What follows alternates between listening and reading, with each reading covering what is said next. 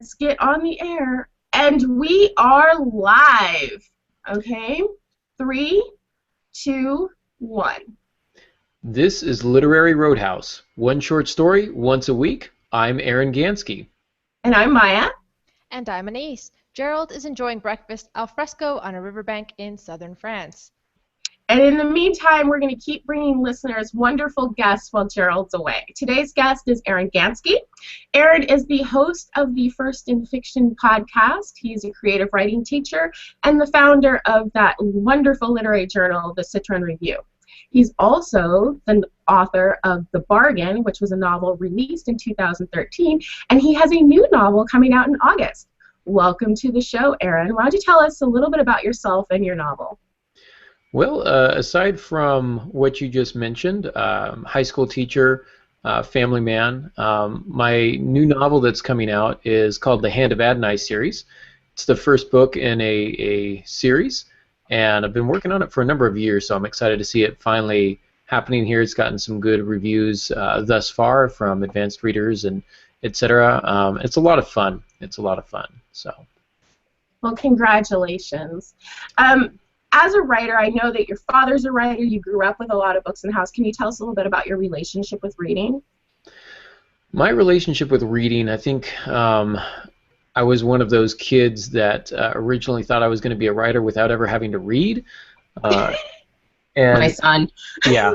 Oh, I'm going to be a writer, but I'm never going to read. So that's very fallacious thinking and erroneous, very erroneous. And so my reading, I think, really developed in college, and I did a lot of reading, Michael Crichton and books like that in high school. Always read above my grade level because I thought it made me fancy. But it wasn't until I got into college where I really fell in love with reading and found some guys I'd never heard of, some Raymond Carvers, Cormac McCarthy, things like that I really kind of grew to appreciate reading and study it. And so now I'm definitely a studier of the craft. As you mentioned I think it was a couple of weeks ago, you said you're a slow reader, and I'm happy because so am I. I'm a very slow reader, and I like it that way. That's wonderful. Now, I can't wait to discuss this week's story. This week's story was selected by last week's guest, Remy, and I gotta say it was pretty amazing because it's a short story. It's a parable, which seems right up your alley, Aaron. So what made you, when you started the Citron Review is really focused on flash fiction.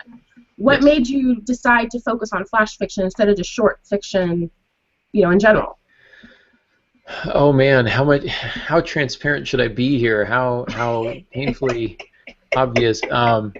Selfish. I was married. I had 3 children. One had just been born. I started it in 2009, the year I graduated with my master's degree.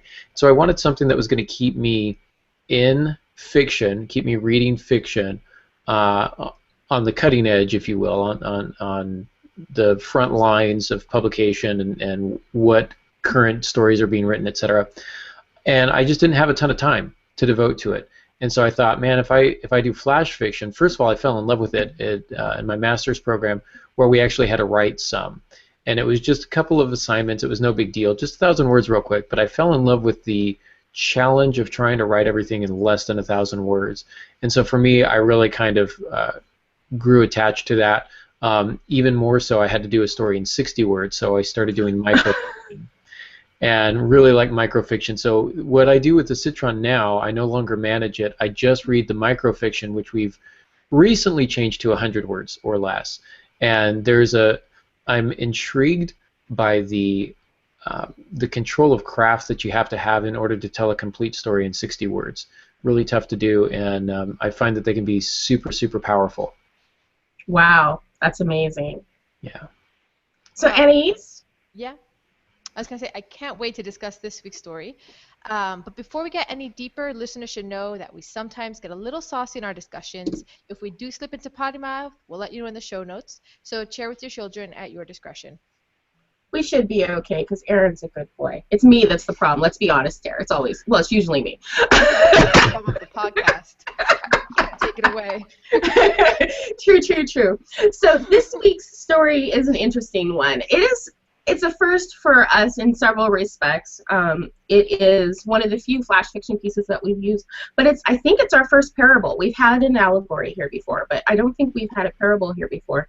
And in addition, it is a parable that was translated from, a story written by Paulo Coelho, and he wrote it from an oral tradition story. So it's more akin to like a Grimm's fairy tale than a traditional short story. In this story, there is a gonna be king, but before he can be king, he has to get married. As part of the tradition, he must get married. And so to choose his wife, he has all the young, eligible women come to the palace, and he gives them a challenge. And one of the women is the daughter of a servant who has harbored some strong emotions for the prince for a very long time. And he gives all these girls a seed, and he says whoever brings back the most beautiful flower will win his hand in marriage. And so they all go away and they garden, and she works really hard to create a flower, but the seed will not sprout. She tries everything and nothing's happening. And when the day comes that she has to go to the palace and bring her flower, she brings her empty vase. And there in the palace are all these girls with all these amazing flowers that they've grown, but there she is standing there with an empty vase. And he chooses her because she has brought him the most beautiful flower, the flower of honesty. So this really is, this is the kind of story that you probably would have read your children, you probably would have read as a child, but it's not something that we commonly see in, a newspaper or a journal article anymore. So I'm really looking forward to the story. Let's just start off with a basic, did you like it, did you not like it? Who wants to go first? Guess first. Guess first. I know he has strong feelings. So, Aaron, take it away. Okay. So I like that you're saying it's a parable, but I definitely feel like we have to read this in two different modes. Because if I read this as if I want to read a story, then I'm left completely let down and disappointed. This to me, while it fulfills what I would call the requirements of a story, I didn't feel anything. There was no emotional connection with any of the characters. The conflict for the character didn't seem. I mean, I guess there was a lot at stake, but I just didn't feel like there was a lot at stake. There was no. It was all telling. There was no showing. So it's like all the things that I tell my students not to do, this story was doing. But if you say that this is a parable, and we look at it like a parable, then we have to use a different kind of mode of evaluation. And in that regard, I like that it is a good parable in that it gives us a good truth, and it arrives at a truth. It uses story narrative as a means to get to that truth. It tells us something about the culture and the values of the culture, what they feel about honesty, etc. So in that regard, I say it's a good parable. I would not call it a good story. I'm trying to be kind here in my.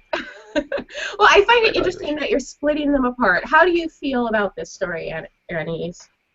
Yeah, well, as I read it, when I got to the end, it kind of reminded me of when I was a child and I would read Aesop's Fables. I'm like, this could very easily fit into that. All you need to do is swap out the humans with animals, and you have an Aesop's Fable. So I think because of that, reading it as an adult, I had the same kind of disappointment that Aaron's talking about, where it's like you come away from it and you're like, okay, sure. Timeless lesson there, but it didn't necessarily get me excited at any point. And I had a totally different reaction, and I'm wondering where it's coming from, because I actually really enjoyed this. At first, I thought I might not like it, but as I read it, it brought me right back. And it might be because I do read parables. A lot of the Buddhist lessons are actually taught in parable form. And so I frequently am reading essentially parables as I'm doing my own spiritual studies. And so it's not a form that I'm not used to. And so as I read it, I immediately switched over to oral tradition mode. And because of that, I was able to enjoy it.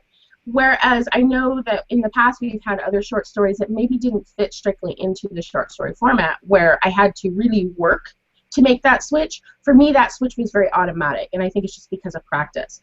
I did enjoy the story, but at the same time, I feel like as someone, translating a parable.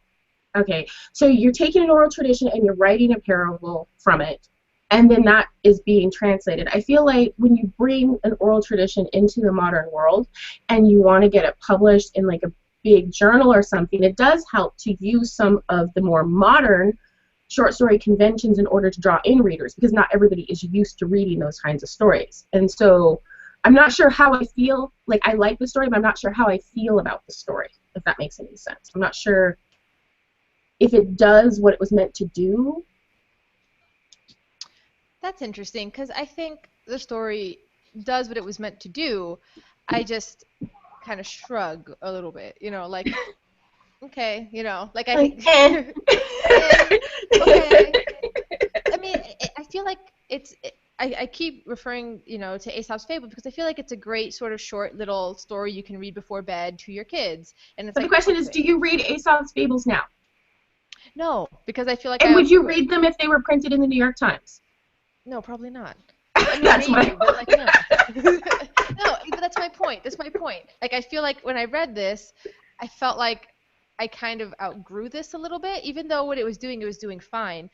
Though I think when you're mentioning something about the translation, I thought the translation, you know, we've had translated stories before, and we're like, oh, did they capture the essence? Did they not? And this one, I know they didn't. Because Portuguese is very close to Spanish, and I can see some almost... Yeah, there's no musicality to this at all. Well, not just that, but even the word choices. When he calls the suitors pretenders, that's because, like, I'm guessing the Portuguese is similar to the Spanish, where, like, suitors are pretendientes, which could have both meanings. He totally went with pretenders, which is not the meaning intended here. So I also thought it was kind of just, like, an awkward translation into English. See, that word pretenders to me, it stuck out as well. It bothered me, too.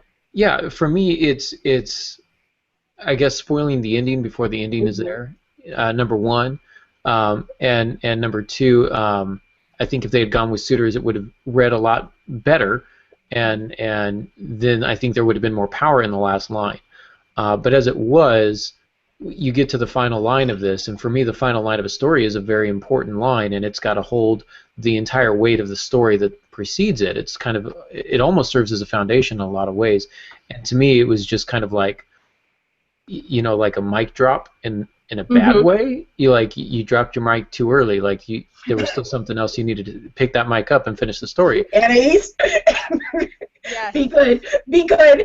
No, I like that he went there, because this is going back to the whole thing that I'm talking about, how as an adult you've outgrown this. So, okay, it's a fable, and I feel like its moral and its lesson is timeless. It's really great to tell kids to be honest. Absolutely. But as an adult looking at this, the prince is kind of a tool. Like, really? You know, like, how do you know that? There's no character development. How do you know he's a tool? But you do not trick people who you, like, invite, telling them one thing, and then you test them to see which is the real one. This is not a way that adults relate to each other. But, like, I get that's beside the point of this fable. Like, it's an unfair criticism to be like, why is this prince doing this? Why is he, like, being like, ha, you fake women? I was going to use the B word, but, you know, like, why is he, You're like, being good. See, Aaron's a good influence on us. Coming at this as somebody who's outgrown all of this and can think deeper about these lessons and these morals and how the stories are portrayed. But it's an unfair criticism considering what the story is trying to do, which we get. Well, I wonder, Aaron, as someone that reads a ton of short stories, you know, for the journal, what do you think a good approach to bring an oral tradition parable into a modern fiction format would look like? Like, how could you do that and bring in adult readers? Because most adult readers are going to read a parable and immediately turn off because it's such an old and nowadays a young format. But I know there are lots of novels and short and longer fiction movies that when you bring them down to their core, they're just a parable. So how would you move a story like this into more traditional fiction? I feel like, if I could be pretty basic about it, you've got to trick people. One kind of deal breaker with the Citron Review is if you're submitting things to us that we feel are overly didactic, and I would qualify this as didactic. It's not like we want you to point your finger in our chest and say, hey, this is what I want you to know. At some point, we want to discover it for ourselves, right? And I think that's one of the differences between children and adults. Adults need to find their own truth, whereas children need to be told what truth is in a lot of ways. And then once they become adults, they start to evaluate whether or not what they've been told is true. And then they go on their own journey for truth, and wherever that may be. And so parables serve a purpose. And even in my novel, The Bargain, this is kind of interesting that we're talking about this, I took the story of Sodom and Gomorrah and put a twist on it. So I've kind of modernized the story of Sodom and Gomorrah. Now some people will debate whether or not that actually happened or whether it was a parable, etc. But regardless, I took a biblical story and I modernized it. And I tried not to be too didactic. There are probably parts in the book that are overly didactic, but I really sought to bring the reader to a point at the end where they made the decision, where they evaluated the information that was presented to them. I think you've got to make it relevant, and I think that we're an emotional people, and so if we don't feel the parable, then the parable kind of falls on deaf ears. We want to understand it on an emotional level, and that's what I did not understand this on an emotional level, and I felt that it was a little not just didactic, but a little basic in its approach, so that I knew where it was going before it even got there. So at the end, it was like, yeah, I knew one paragraph into this, when you gave them a seed, I knew how this ended. And so it's, I think we've got to flesh it out. We've got to use a lot of imagery and detail. We've got to use characters. We've got to have a more typical fiction narrative arc if we want this to be fiction to follow. And I think that's where readers are going to start to respond to it, where they can feel what the characters are feeling, understand why characters are making decisions, rather than simply being told, oh, this chick really digs the prince. Mm-hmm. I think it's interesting that you said that, because this form is a very old form. It's an oral storytelling form. Like, I recognize it immediately. And I've spent time doing oral storytelling, and one of the big differences is you don't spend as much time, quote unquote, developing character. There's much bigger reliance on archetypes. So instead of saying that the servant girl is named Sarah and she lives in a house with her grandmother and every day she goes to the palace, you say she's a servant's daughter. And that is short form. It's like an abbreviation for an idea. You've got the stepmother in the Grimm's fairy tales. The stepmother is always the same stepmother. Doesn't matter what story she's in, she's never a good figure, right? And it's a short abbreviation for something. Whereas in more modern fiction, we do want to see all of that fleshed out. And I wonder, when did that change happen? I don't think it happened purely with the written word, because I've read really old stories where the characters were not fully fleshed out, where they still were heavily reliant on the subconscious archetype. But it seems like as 19th century, we've become more and more character-based as time goes on. And now to the point where when we do read these old stories, we can't really like get in touch with them anymore, because we're so used to these deeper characters. And I just wonder, when did that happen? And is it always exclusive? Do we have to drop the whole archetype shorthand entirely? Yeah, as I hear you saying that, I feel like there's a parallel between the evolution of literature over the arc of sort of humanity, and as well as the evolution in how readers read stories within their own lives. Because like I said, as a kid, this story would have been right up my alley. I think even kids are savvy enough to know that obviously the servant's daughter has to win, or else what's the point of the story? But they're still, with the trick with the seed, like peekaboo, like bamboozled by it, like, whoa, he tricked them. Whereas adults, you're like, okay, we know there's going to be a trick, and it doesn't really matter what it is at the end of the day. So there's that evolution for adults as well that seems to follow the arc of civilization as well. We're like, we want more about the character, we want more about their motives, and just sort of like the check the mark here, like the poor person wins, there's a twist, no longer impresses us. It's interesting you said that, because I can see the parallels with not just reading and how we relate to reading within our own lives, but also science. As time has gone by, we want to drill down to the details. We may have been perfectly happy with the big view, 100 years ago, but through time we just keep getting more and more down into the details. And I think that that is just a human trait to constantly want to categorize and label. It's how language developed and everything else, and I think it makes total sense. One person who I think did a really good job taking a parable and actually making it modern enough that when you read it, you almost feel like you're reading a novel. I can never pronounce his name properly. The monk Thich Nhat Hanh. Did I pronounce that right? I hope I pronounced that right. He wrote a book called The Novice, and it was from like a short parable, probably 900 words, and it's a 100-page book, and it's really well done. There's strong character development. It's still a parable, but it reads like a more modern short story.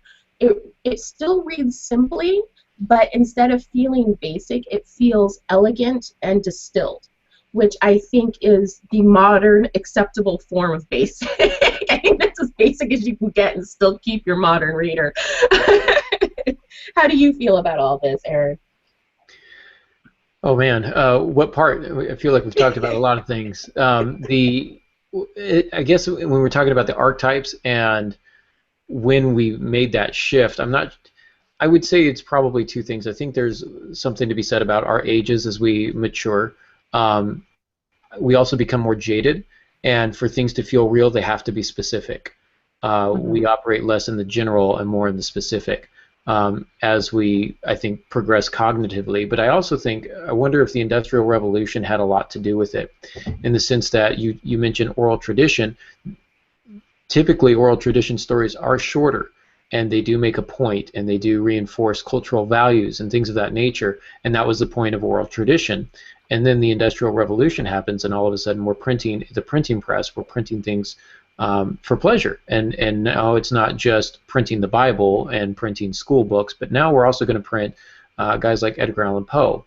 And it's not just these highfalutin essays from Emerson and Thoreau, but we're getting guys like Nathaniel Hawthorne who have some great ideas and are taking some very complex ideas but putting them into a form that's also entertainment.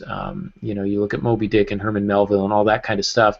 So I think when we as a society made a transition from reading for purpose to reading for entertainment, that the shift in our society became one of the expectation becomes entertainment in a lot of ways. And while we still read for purpose every day, I think a lot of us, if we're going to pick up something for enjoyment, we're more apt to pick up something that's going to weave a tale, that we can experience, that we can kind of go on the journey and to destroy the magic ring or whatever the case may be. And our characters may start in archetypes, but if you look at Star Wars, it's all archetypes. From beginning, middle to end, it's all archetypes. But people don't remember, young hero from the province. They remember Luke Skywalker. And so it's that particular iteration of that particular archetype that people resonate with because it was his particular journey. Even though it represented the larger archetype, it was something specific that suggested the general rather than the general suggesting the general, if that makes sense. Yeah, totally. When you mentioned the printing press, I had this thought, I wonder if there were storytellers who wrote down stories by hand, but because there was no printing press, was completely lost. So the only stories that could survive because of technology were the oral tradition, things that were quick and easy to remember. That makes total sense. When you think about it, we were just talking before we started the podcast, about Grimm's fairy tales and how Grimm didn't, quote unquote, write those stories. They traveled all through the countries and they wrote down these oral tradition stories, and there are various versions of the same story, and then they synthesize them into the version that they put in their collection, and I think essentially they were doing that. They were going around and trying to capture these stories before they left. There are a lot of short stories that haven't been captured and that we've lost, but there are other short stories that are still out there waiting to be captured. And I want to capture those stories. The question is, once you capture them, what do you do with them? Because the modern reader doesn't really understand or have the facilities to fully appreciate those stories, especially when you're talking about stories from outside the Western culture as well. I think that there's a little bit of that as well because we're so used to westernized stories. And so if you're capturing a story from an oral tradition that's also from Cambodia or parts of Africa, then it's going through several different filters before it gets to the Western ears. And by the time it gets to the Western ears, it's lost. And the question is it the responsibility of the writer to make it accessible to the Western ears, or is it the responsibility of the reader to do the research and to do the work to appreciate those stories? Now, you know where I stand on this, Anais, because you know me. No, and I agree with you. It's on the reader. I think Aaron is thinking it's on the writer because he has that look on his face. I do. No, that's just my look. I apologize for that. I've been trying for years to change it, but it's just a, what is it, equal parts smug and confusion. So, I know that's a really interesting question. I'd never considered that. I would say that the writer has the responsibility to write for their audience. And if you are a reader approaching a work and you are not in the target audience, then yeah, in order to fully understand the work, you're going to have to do a little bit of research. What does this audience know? What do they expect? And how is this writer meeting those expectations? So the writer does have the ultimate responsibility for writing to their audience, but if we're going to read it from outside that audience, then I think the responsibility does shift back to the reader at that point. I also have a question about this story now that we're talking about culture, because the story starts with in ancient China, but it's not clear to me if this is an ancient Chinese story that was passed on through oral tradition or a westernized story that's putting it in an exotic location. And it could go either way, right? Because when it says in ancient China, then my immediate assumption is somebody's exoticizing. Why would somebody in China, unless they're talking about way, way, way a long time ago, or is it a Chinese story and then a Westerner is specifying? Well, Paulo speaks what? He speaks Portuguese. He wrote this story in Portuguese. There was a lot of Chinese immigration all over South America. So if you're talking about Chinese descendants that are in South America for several generations that he would have had access to, I can see them saying in ancient China. Mm-hmm. I don't think this story was from the mainland. I think this story is probably somewhere from the diaspora, just from the wording of it. And like you said, it could be the translation, because the translation is different. It's special. Yeah. But even the idea of a prince choosing from a gaggle of suitors or pretenders, you know, it's really kind of Western, because when you think of Eastern culture, it's more like arranged marriage since the day you were born for political gain. Also in the West, but in the West, our stories tend to allow for the Cinderella type thing, where like suitors can come in and dance around. So I'm wondering, like, is this an ancient Chinese story? There's a lot of Chinese stories that are not what we would consider Chinese stories. Like Mulan is an actual oral tradition story. It's very different. You know, there are a lot of stories about a young lady who is very special in some way who becomes the princess or the wife of some, you know, tribal lord or whatever. There are those stories in China. I don't know the history of where those stories come from, but, you know, they exist. So I can't completely discount it as an American idea, just because that's not how they chose marriage. Because I've read some of those stories, you know, that were translated from, you know, older Chinese stories. Mm-hmm. Yeah, well, I don't know in this. So I don't know. I mean, I guess the answer is it could be. It fits within like the pattern of some of the older Chinese stories, but we can't say for sure where he got it. It definitely felt very Western to me in the sense that we do have all the Cinderella stories. And I think that's one reason why I wasn't surprised by this. Maybe this is more surprising in kind of from an Eastern perspective. I also think that to a certain extent it subverts expectations of the culture, because you mentioned the arranged marriages, and you don't read a lot of stories about how the arranged marriages really worked out and how they were the best thing ever. But if you talk with people who are involved in arranged marriages, a lot of times they say, you know what, I resisted at first, but no, it actually turned out to be pretty good. I actually do really like this guy, or I really do like this girl. And sometimes they have some really happy endings, but a lot of times with YA fiction, especially from a Western perspective now, it's about subverting authority figures. It's about overthrowing the government, Hunger Games, and all those types of things. Whereas more adults the more adult fiction tends to be upholding the norm and protecting the nation, etc. protecting the status quo from some sort of upstarts.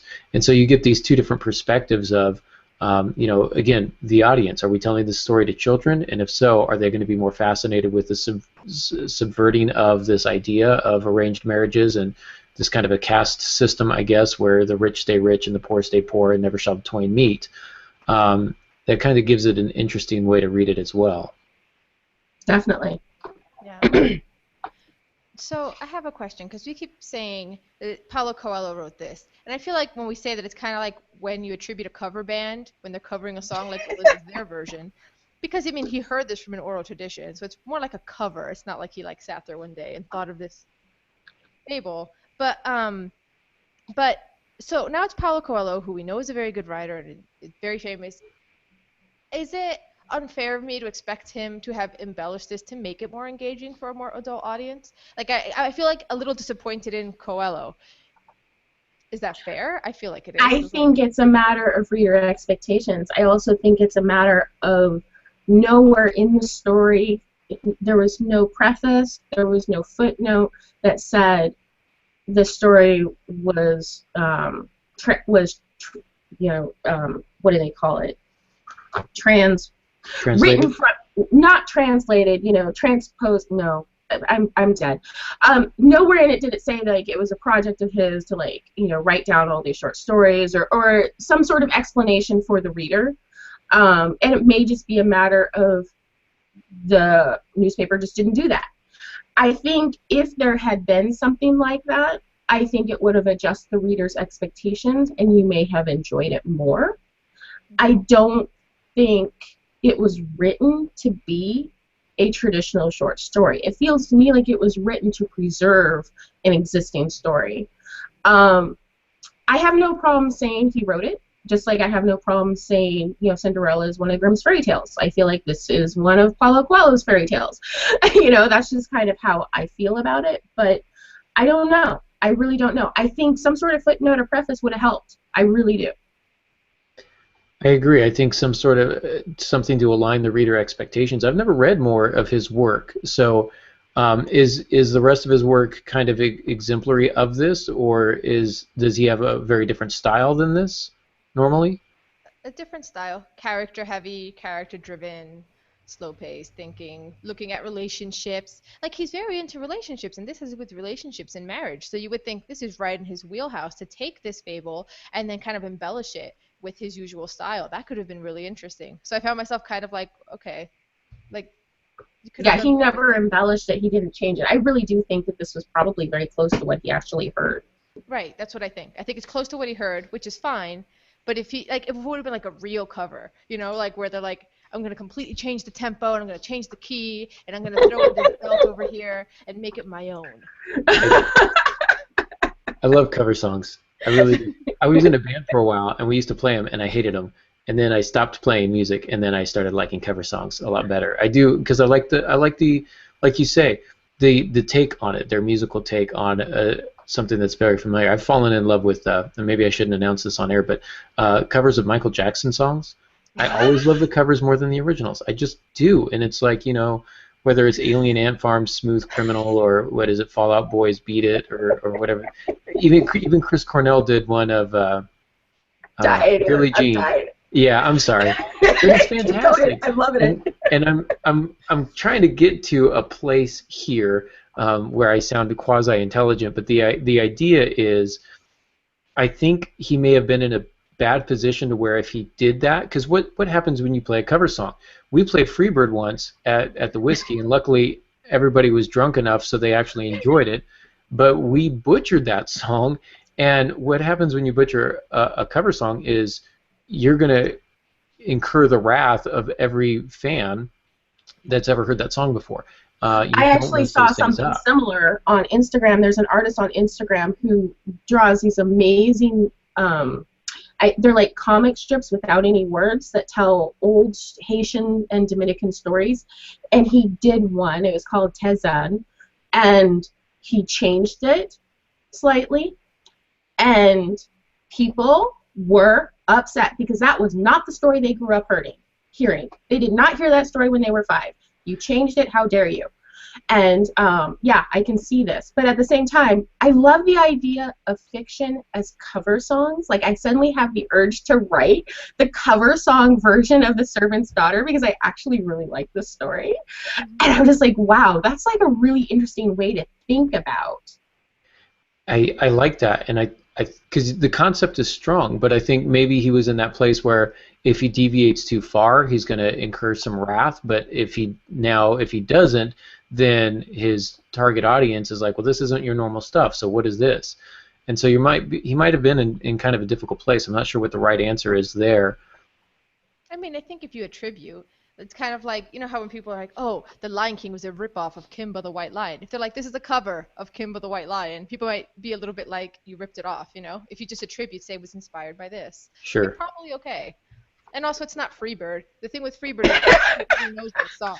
This fable, it's not Freebird. It's not Freebird. Like, you know what? That should be the subtitle of my cover of The Servant's Daughter. The Servant's Daughter. It's not Freebird. Like, who's gonna come out of the woodworks and be like, it was supposed to be Sterile Seeds, okay? We changed it to like something else, some other twist. Yeah. And if they do, oh well. Oh. So does anyone else have anything else that they would like to say about this story?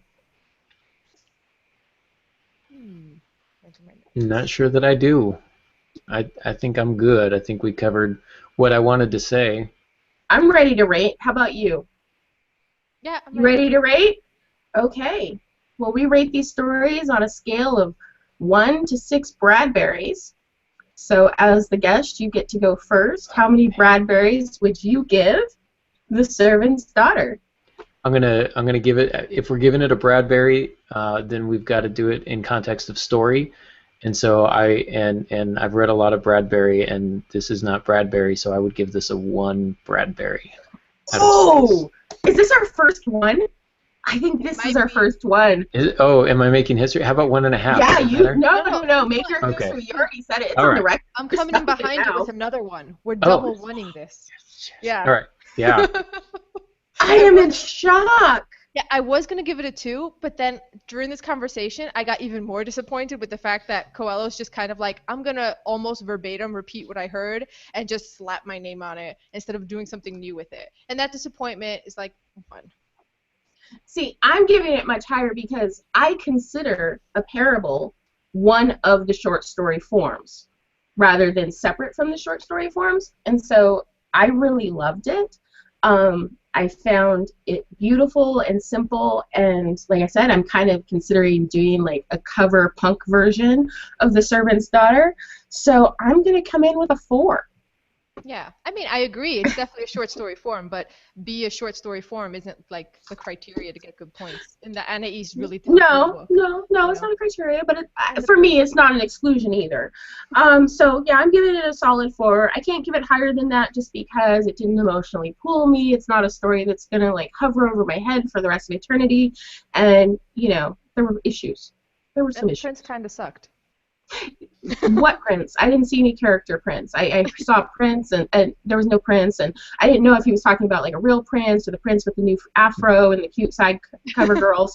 I didn't know which prince he was talking about. Was like, I know you're all really eager and hopeful right now because you've been bred your entire lives to do this. Psych! I am your prince. You are my servant. Bro down now. We're all wrong. Was this the emperor formerly known as Prince? Is he just a symbol? He's an archetype, so he's kind of a symbol, right? So right, totally. Oh man, this is so wrong. So wrong on so many levels.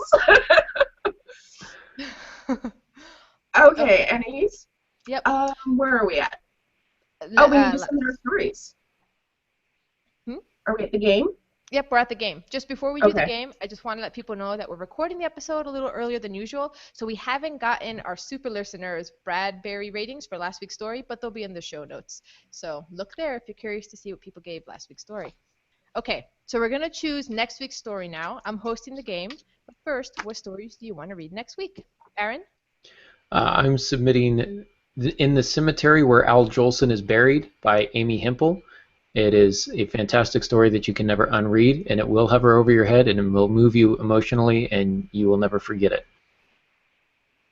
Did you say Al Benson?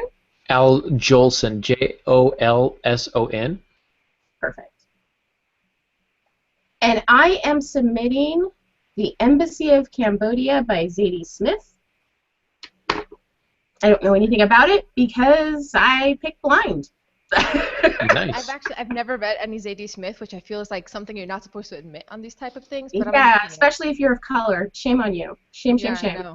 Yeah, I've read some essays, so there. I've read some essays, but I haven't read a short story by her either, so we're in the same I boat. listened to a workshop of one of her stories, and they were not kind. So I'm like negative points right now. You know what? She was not kind in her own. She did a bad review of her own novel. Mm. And you know what? I give massive points for that. I'm like, that's pretty awesome. badass. That's pretty badass. So that's what I picked. Okay. How are you going to make me sound stupid this week? Well, this week the quiz is about Aesop's Fables, since I had it on the mind. There you go. I've never actually read them, so make me feel stupid. Let's do it. That's the thing. Everyone thinks they haven't, but like the tortoise and the hare, that's Aesop's Fable, yo. Yep. So, for those who don't know, Aesop was Why a can't slave you and do Brer storyteller. Rabbit? Well, he was a slave and storyteller from ancient Greece, probably lived between 620 and 560 BC. I didn't know he was a slave. Thank you, Wikipedia. Okay. Who wants the first question? I'll go first. That way Maya doesn't feel bad when she starts missing ones. Because I'll set the bar real low, and that way I'm gonna make you look good, Maya. That's my goal today right now. You know what? No one can make me look good on this. Okay. So, which animal was used to illustrate how living in the country was different from living in town? Was it the cat, the mouse, or the rat? Let's go with the mouse. Yes, the mouse. The country mouse and the town mouse. And the moral of that story was something like it's better to eat it's better to eat like rice where you're safe than bacon where you're not safe. Something like that. That was the moral. Give me some bacon and some non-safety. I'm good. Okay, Maya. A hungry fox decided which fruit was not ripe anyway after he couldn't reach it. Was it apples, plums, or grapes? Plum. Grapes. This is where we get sour grapes from. So in the fable... But grapes... Huh? Well, in the fable, the fox sees these grapes up high and he's trying to get at it, and then he can't. And when he can, he's like, whatever. You probably weren't ripe anyway. That's where we get sour grapes from. When somebody like pretends they don't like something or talk down about something that they're jealous of. See, I told you I was going to go down, Aaron. I told you. All But right. look at how Aesop's Fables informs everything that we do. Can we just stop now with me with the 1 point? Can we? One on the head. With 2 more questions. Oh, okay. This one isn't even multiple choice, Aaron. This is open-ended. Oh no. As long as it's not essay. I mean, if you essay your way to the right answer, that's fine. Okay. So, a competition between the north wind and the sun to strip a man of his jacket was meant to show what? I have so many smart aleck remarks right now. It was meant. Oh, go ahead. I was going to say, in the story, the man's walking down the street with his jacket. The wind and the sun are like, I bet you can't make him take off his jacket. And then the sun wins because what was the moral of the story? You can catch more flies with honey than you can with vinegar? I think that's a different fable. Different fable? Different fable, Okay. different fable. It was meant to show that reverse psychology is always effective, especially when trying to get somebody to paint your fence for you. It inspired Mark Twain for when he was doing Tom Sawyer, and Huck Finn showed him how to do this. So Huck Finn is the north wind. So what you're saying is that Mark Twain did a cover of Aesop's Fable. This is exactly what I'm saying. We know it because he put a little note in the front. Right. Yeah. I'm not ripping off an ancient slave, guys. You're killing me here. Yeah. Okay, I think you get the idea. I haven't. You get the idea. Basically, the sun warms the guy up, so he takes off his jacket. The wind kept blowing and blowing, and the guy just held on tighter. So it's the idea that like if you're patient and you're nice, you'll persuade people more. So you were kind of there with the honey Mm-hmm. and the Okay. vinegar. All right. I'm gonna give it to him, also because it's a guest. Like we can't be rude. No, it's very I'm the nice. rude one. Okay. Maya. So a farmer is on his deathbed and his sons are there and he's trying to show them an example of strength and unity. What object does he use to show this? Is it a bunch of flowers, a hive of bees, or a bundle of sticks? Hive of bees. No. I did the deathbed so you'd remember he's indoors because that'd be crazy. Do not unleash a hive of bees indoors. No, in the No, I story, didn't he has think a it. bundle. I thought he was telling a story. Oh no, he literally has a bundle of sticks with him and he tells his sons break the bundle apart and they can't. And then what he does is he takes it back and he pulls apart each stick and individually breaks them, saying that if you are, individually can be broken, but together you're unbreakable. That's the fable. The lesson. Yeah, I know Okay. no fables. So Aaron won. Yay. Woohoo! Huzzah! I'm excited. Good. Which So why don't you means tell our listeners again what they'll be reading next week? Yeah, it's called In the Cemetery, where Al Jolson is buried. Jolson. It's by Amy Hempel. She's an incredible, incredible writer. we look Okay. forward to reading that. So, Aaron, we want to thank you for being part of the podcast. This has been really fun, and you've been an extremely enjoyable guest. If our listeners want to learn more about you, listen to your podcast, read some of your books, where's the best place for them to find you? The easiest place is aarongansky.com, so it's just aarongansky.com. You can find the podcast there, Firsts in Fiction. You can find all my books there and all my other sundry things that I do. Okay. So, our listeners, what did you think of Coelho's translated, transcribed, salvaged story? And what fables did you grow up with? Tell us. And you may not know it, but we keep on dissecting each week's story in the comment section at our website, literaryroadhouse.com. While you're at it, leave an iTunes review. And as always, don't forget to tell your friends. Until next time, read a good story. Do, do, do, do, do, do, do, do.